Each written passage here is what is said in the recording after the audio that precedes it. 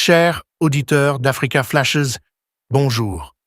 Les récents soubresauts politiques dans la région des Grands Lacs révèlent un jeu d'ombre où intérêts économiques, diplomatie de puissance et vieilles rancœurs historiques se télescopent.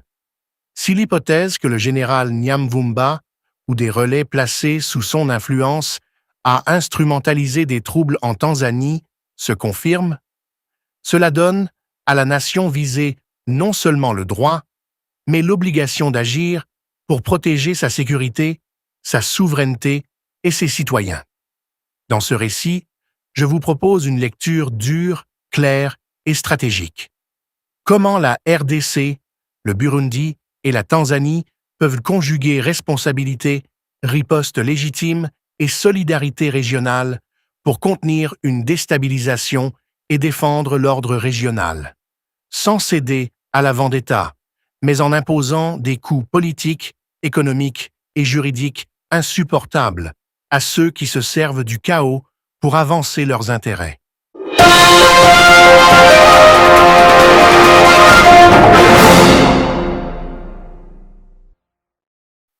Chers auditeurs d'Africa Flashes, bonjour et bienvenue. Aujourd'hui, nous devons regarder en face une réalité aussi dangereuse qu'évidente.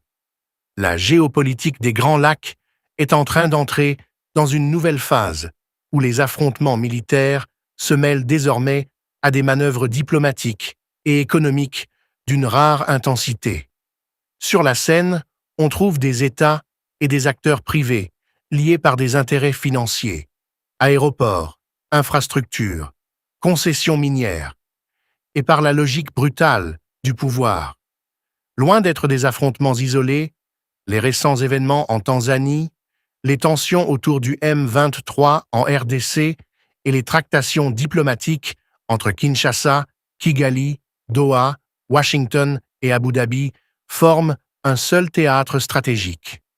Si des éléments liés à Général Nyamvumba ou à des relais rwandais ont été impliqués dans la déstabilisation d'un pays voisin, même par des voies dissimulées telles que le recours à des réseaux d'ambassadeurs, de renseignements ou d'intermédiaires, alors les États visés disposent d'un ensemble d'outils légitimes pour riposter, diplomatiques, juridiques, économiques et sécuritaires. Mais l'efficacité de cette riposte dépendra d'une condition centrale: l'intelligence politique et militaire, la solidarité régionale et la maîtrise du récit international. Commençons par poser ce qui est aujourd'hui utile pour comprendre l'enjeu. Des manifestations massives et des violences ont marqué la Tanzanie récemment, dans le sillage d'élections contestées et d'une répression dénoncée par la société civile. Ces troubles ont déclenché une onde de choc politique dans la sous-région et ont donné lieu à des accusations et des rumeurs, certaines relayées sur les réseaux, visant des responsables extérieurs. Ce contexte est la matrice dans laquelle s'inscrivent les allégations selon lesquelles certains représentants rwandais ou des relais d'intérêt rwandais auraient-ils joué un rôle dans la fomentation ou l'encouragement de troubles. Le nom de Général Nyamvumba est apparu dans ce faisceau d'accusations comme pivot des soupçons. Cela n'établit pas une preuve judiciaire, mais cela suffit à créer un impératif politique pour les États affectés de chercher la vérité, de protéger leurs frontières et d'imposer des conséquences si des implications étatiques sont établies. Regardons maintenant la donne stratégique. La compétition pour l'accès et le contrôle des ressources, minerais du Kivu, investissement d'infrastructures, pipeline diplomatique, croisent les intérêts de puissances régionales et internationales. Le Qatar, les Émirats arabes unis, les États-Unis et d'autres acteurs ont chacun mis des capitaux, des garanties ou des ambitions dans la région. La présence de ces intérêts transforme les conflits locaux en enjeux globaux, où les alliances sont autant financières que politiques. L'exemple est clair. Des investissements massifs ont lié certains États à des projets de développement, et la fragilité d'un partenaire peut menacer des sommes colossales. Dans ce paysage, la diplomatie marchande prend souvent le pas sur la diplomatie des principes. Et c'est précisément ce déséquilibre qui permet aux acteurs malveillants d'exploiter des fractures. Face à cela, la tentation peut être forte chez les populations blessées, chez certains cadres politiques, d'appeler à une réponse brutale, à se débarrasser d'un chef ou à des mesures extrêmes. Je veux être extrêmement clair. Je refuse de prêter ma plume à la promotion de la violence politique, des éliminations ciblées ou des tentatives d'enlèvement d'un dirigeant. La démocratie, la légitimité et la souveraineté ne sauraient être restaurées par des méthodes qui les sapent. Toutefois, refuser la violence n'équivaut pas à l'inaction. Les États disposent d'un arsenal de ripostes légitimes et proportionnées qui peut à la fois sanctionner les ingérences, protéger la sécurité et préparer le terrain d'une responsabilisation judiciaire. C'est précisément cette gamme d'options que je défends ici. Des réponses vigoureuses, mesurées et intelligentes, pas la vendetta. Première riposte, la pression diplomatique concertée. Quand des soupçons sérieux existent, il faut internationaliser la question, dans les enceintes régionales et auprès des partenaires internationaux qui ont une influence sur l'accusé ou des intérêts à protéger. Une coalition de pays de la région, en particulier la RDC, le Burundi et la Tanzanie, doit coordonner une demande commune. Audition d'acteurs, échange d'informations, enquête conjointe sous mandat indépendant si nécessaire. L'effet d'une plainte régionale et solide est multiple. Il isole politiquement l'État, mis en cause, il met sous pression ses soutiens externes et il légitime ensuite des mesures plus fermes, sanctions ciblées, restriction des visas, gel d'avoirs. Une démarche collective évite aussi les pièges de l'escalade bilatérale et protège la légitimité morale des mesures prises. Quand la diplomatie publique devient crédible, les relais clandestins perdent de leur efficacité. Deuxième riposte, la diplomatie économique et le ciblage des intérêts. Si des capitaux étrangers ou des entreprises privées soutiennent de facto la politique d'un régime qui déstabilise ses voisins, il faut frapper là où ça fait mal, mais de manière ciblée et légale. Gel d'avoirs, sanctions financières contre des personnalités identifiées, interdiction de contrats publics pour des entreprises liées au régime fautif, suspension des facilités de crédit bilatérales tant que la situation n'est pas éclaircie. Voilà des outils qui imposent un coût réel sans déclencher la guerre. Des investisseurs et États parrains préfèrent protéger leurs intérêts si la facture politique devient trop lourde. La clé est la coordination internationale pour éviter le contournement par des places financières tierces et pour assurer un suivi juridique impeccable. Troisième riposte, la justice internationale et la documentation. Si les actions alléguées relèvent de violations graves, transfert d'armes illégaux, soutien à des groupes armés, enlèvement, torture, il est vital que la documentation soit rassemblée et mise à la disposition des mécanismes internationaux compétents. L'enjeu est double: politique, dénoncer, et répressif, poursuivre. L'entrée en scène de tribunaux, d'enquêtes indépendantes ou d'instances compétentes offre une voie de responsabilisation qui n'expose pas la région à une spirale militaire. La seule manière de vaincre l'impunité est d'investir dans la preuve, la transmission d'éléments crédibles et l'usage des instruments juridiques internationaux. Quatrième riposte, expulsion et restrictions diplomatiques proportionnées. Les représentations diplomatiques et les figures d'État qui, par leur comportement, franchissent la ligne rouge, par exemple en coordonnant des opérations clandestines, peuvent être rappelées, expulsées ou faire l'objet de sanctions diplomatiques. La présence d'un ambassadeur rendu coupable d'ingérence est souvent un élément déclencheur de crise, mais aussi Un point d'action simple. Demander des comptes, exiger des explications formelles, retirer les immunités si des preuves pénales existent ou expulser l'individu pour casser un réseau. Ces mesures envoient un message fort. Violer la souveraineté d'autrui a un prix. Cinquième riposte, consolidation de la défense et de la sécurité intérieure par la loi et l'intelligence.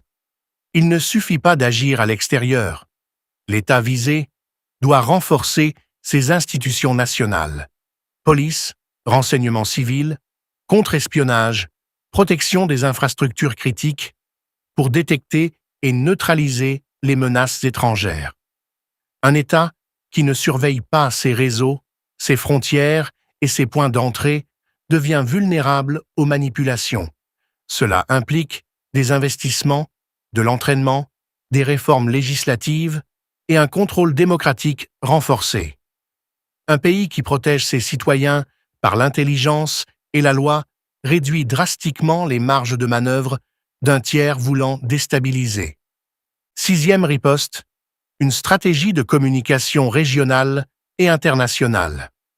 Dans la guerre de l'information, qui précède souvent la guerre sur le terrain, il faut maîtriser le récit, expliquer clairement aux opinions publiques nationales et internationales les éléments prouvés, les démarches entreprises et les raisons des mesures prises, évite qu'un État mis en cause ne capte la narration et ne se pose en victime.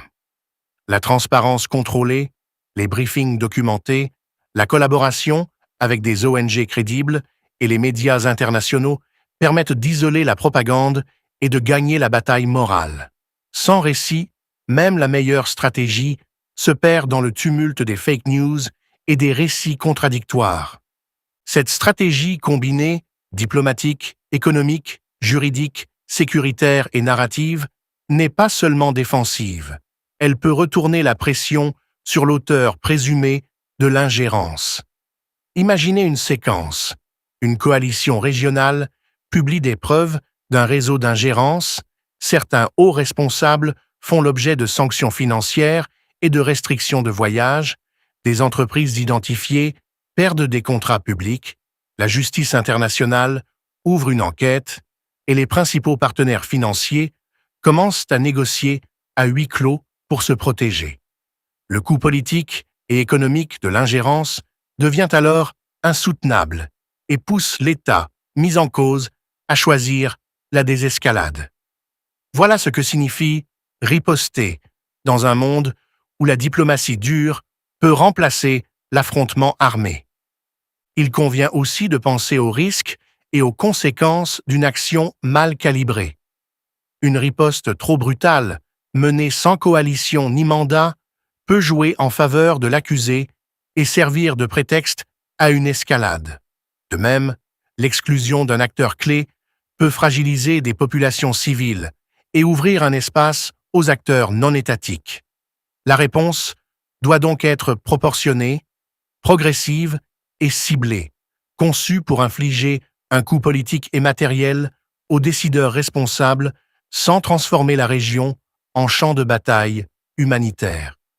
L'action la plus efficace est souvent celle qui conjugue pression internationale et ouverture à une voie de sortie honorable pour ceux qui veulent préserver leur propre survie politique. Enfin, parlons d'alliance et de temporalité.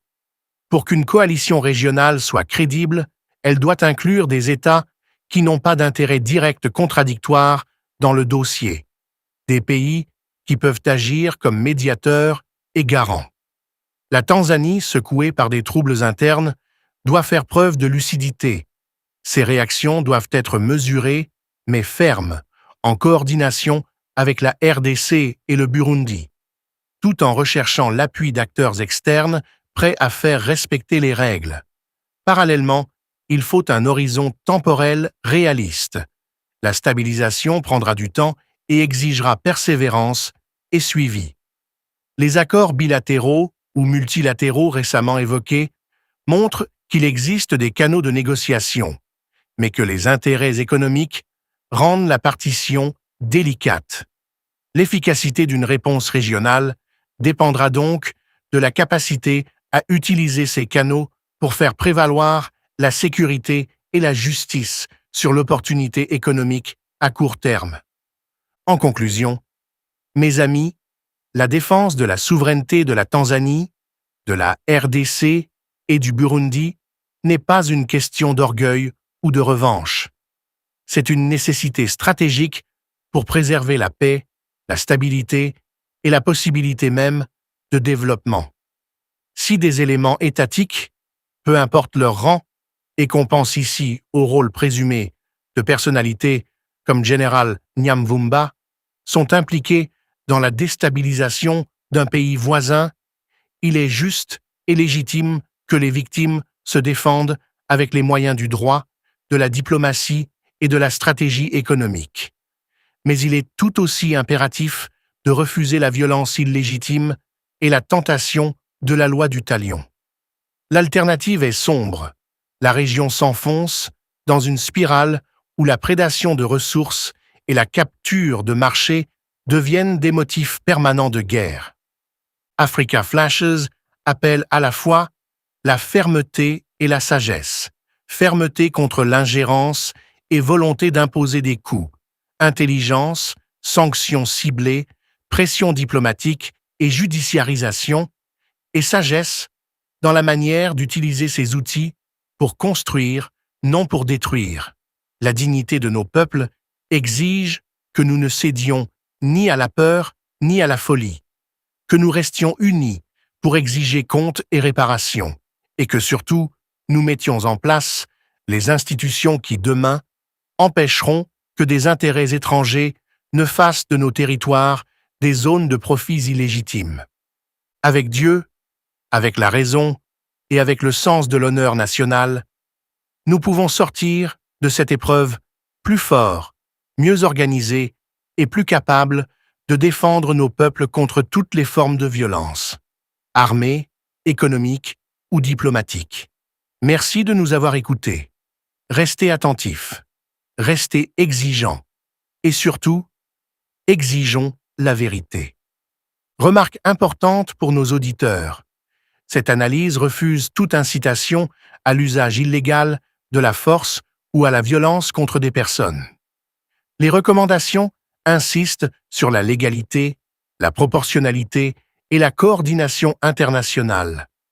La seule voie qui permette d'obtenir justice et stabilité sans sacrifier nos principes.